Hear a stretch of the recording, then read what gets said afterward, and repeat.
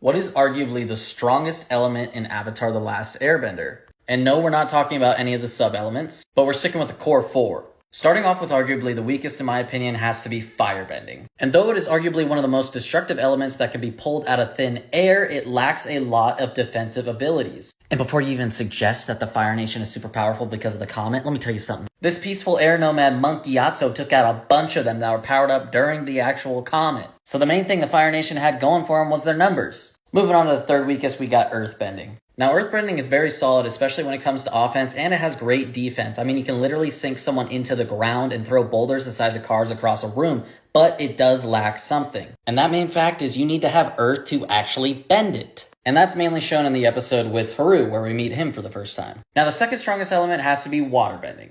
Waterbending is very similar to earthbending in terms of offense and defense power. You can literally create water tornadoes, arms, and even more. But unlike earthbending, you can literally pull this thing out of thin air just like firebending and airbending. And I know we were just sticking to the core four, but they also got bloodbending. But again, you still have to be a master waterbender such as Katara or Hama to even pull water out of the air because other people didn't even think of it at the time. Which brings me to our number one pick, airbending.